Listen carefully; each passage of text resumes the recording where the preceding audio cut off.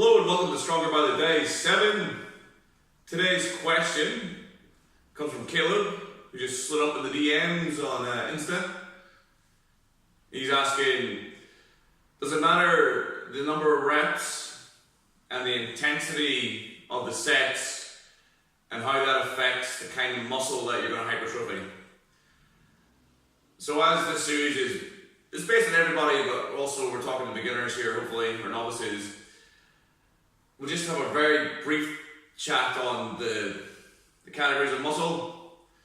So within every muscle belly, so within a bicep, there are typically 4 or 5 categories of muscle fiber. So a muscle fiber is the actual little spindle cells within the bicep, for example, that cause it to contract and extend.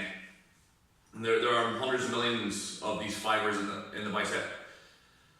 So the first kind of fiber is called type 1. So type 1 is a slow twitch fiber. It's oxidative. It produces a low amount of force and it can go for a long time.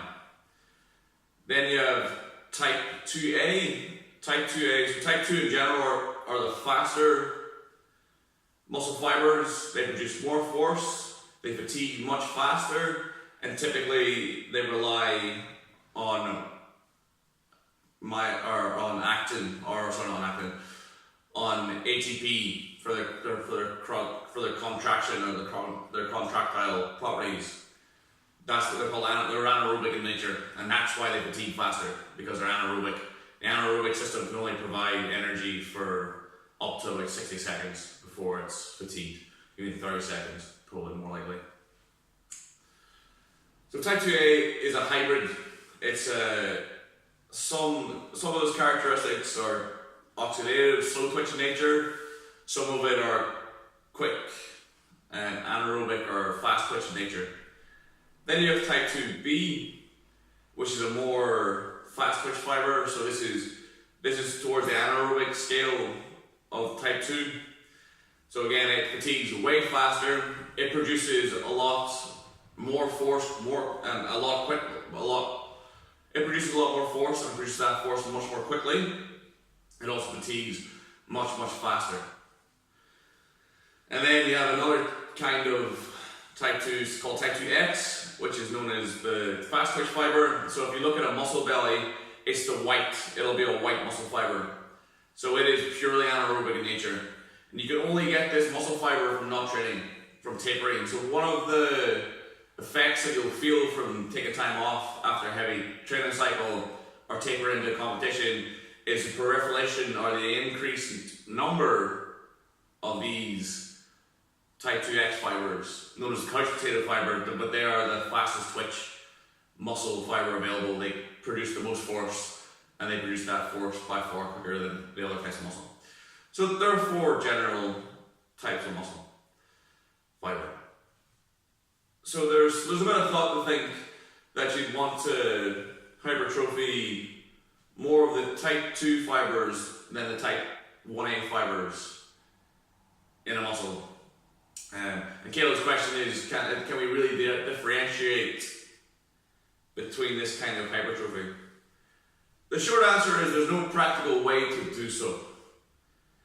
And depending on what you're training for, you're going to innervate the muscle in a different way. So if we are, for instance, training for powerlifting and we do 1 heavy set of 3, chances are you're going to only really innervate. So there's a thing called motor units. So the motor units are the controlling factor in this equation. So a large motor unit will innervate the entire muscle, but it typically innervates or activates the faster twitch muscles, the bigger force producing muscles.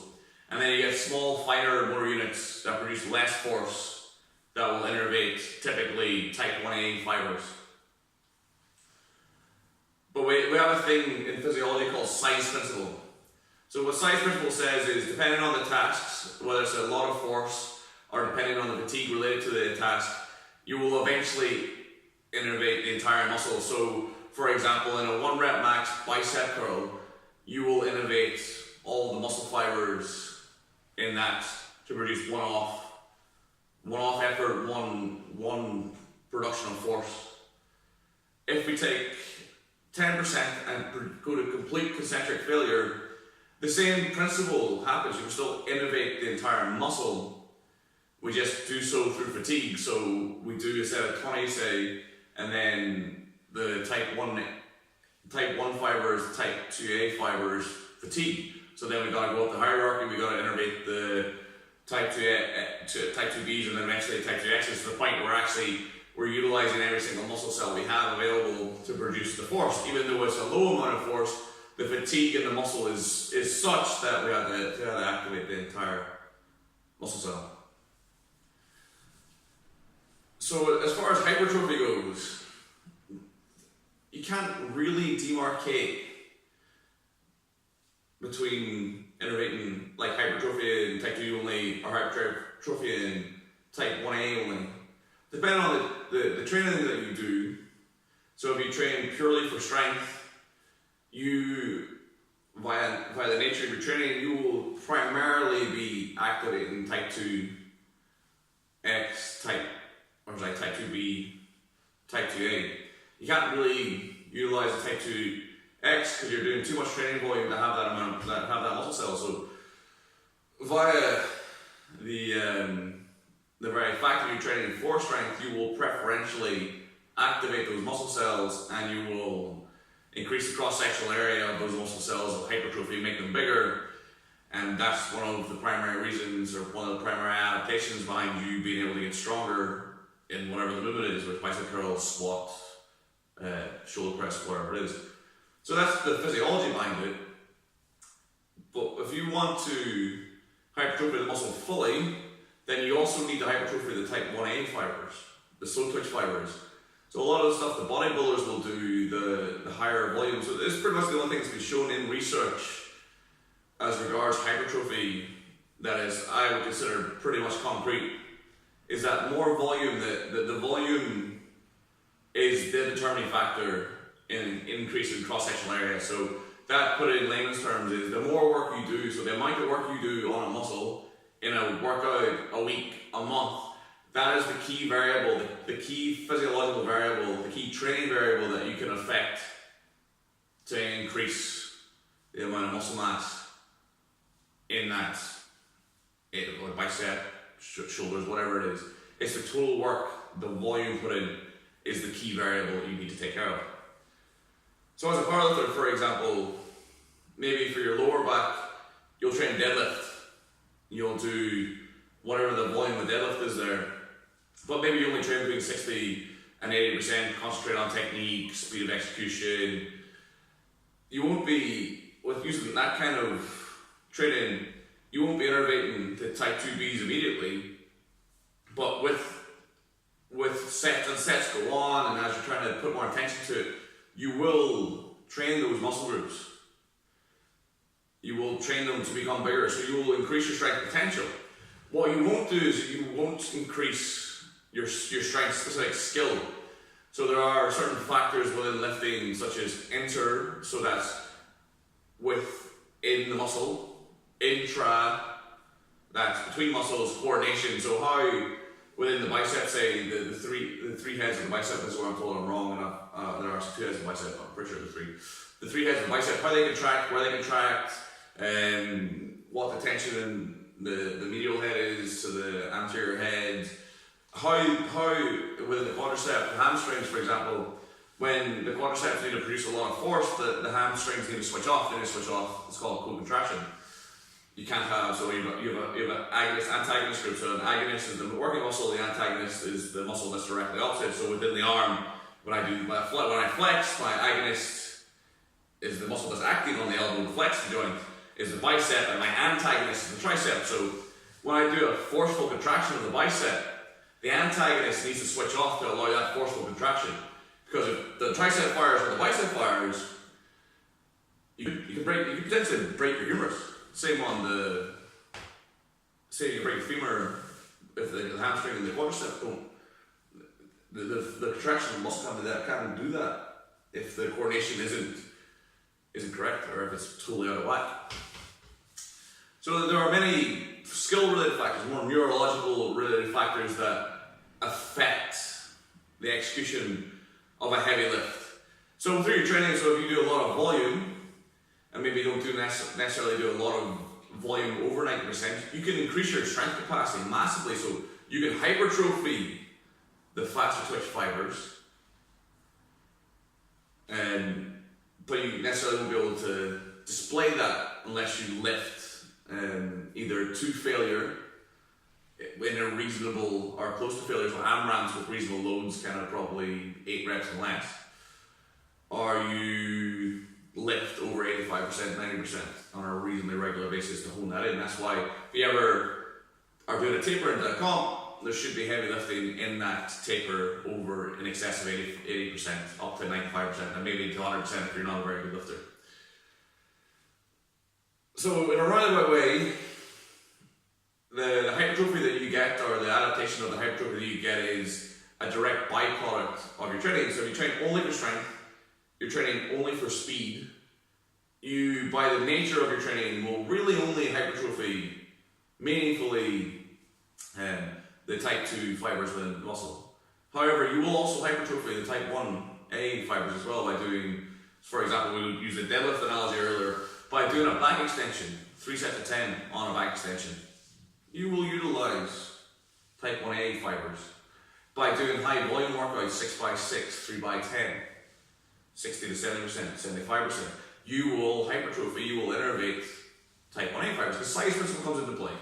The muscle belly will become so fatigued that you eventually end up utilizing smaller and larger muscle fibers. Is there any point in trying to demarcate the kind of hypertrophy that you have? No, absolutely not.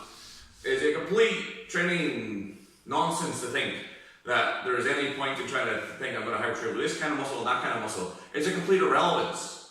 Just become outcome based. So I want to get a stronger bench press. So by having that outcome and then going into a process of training for that stronger bench press, you automatically will do the things you need to do.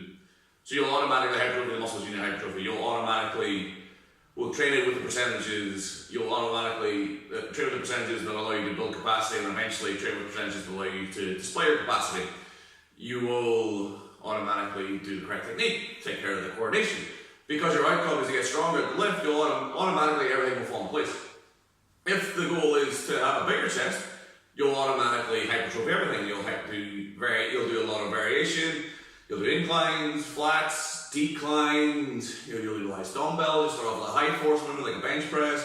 Move to a lower force movement like a dumbbell. You'll do that on all kinds of different planes. By the end of the session, your muscle's so fatigued that you got to do flies, up, down, whatever, press ups, so you can still get volume in, hypertrophy the type 1A fibers, because they can still produce work. They can still create volume to create a stimulus, a size stimulus for the entire muscle belly. The upper part, the lower part, the inner part, the outer part. Whereas if you only train for bench press, you will preferentially hypertrophy in the chest, or preferentially grow in the chest the muscle fibers that produce force in bench press. So you might not necessarily get that large kind of the male cleavage here, the shelf. Whereas the bodybuilder, you'll do those incline, you'll do dumbbells, you'll do flies, you'll get the shelf. But you might not be able to bench press the same as someone who trains purely for strength. Outcomes, and the process that determines the outcomes will always dictate what happens. There's no point looking at minutiae without context or without the larger system in place. Because you get lost. Stick the process, stick the outcome, and everything falls into place. Hopefully, that's probably a bit detailed, but hopefully it gives you a better understanding of this whole question. Because I think a lot of people get lost because they don't really understand the very basics of it. Once you understand the basics, you'll appreciate that a lot of the things you hear, or a lot of the articles you read, are actually a pile of shite. And done to the nth degree, and that's what's going to take you to where you want to go, wherever that is. Okay, hope you enjoyed the video. If you're watching this on Facebook, hit me with a like, go to the Caster Iron Strength web, or fan page, give me a like there please.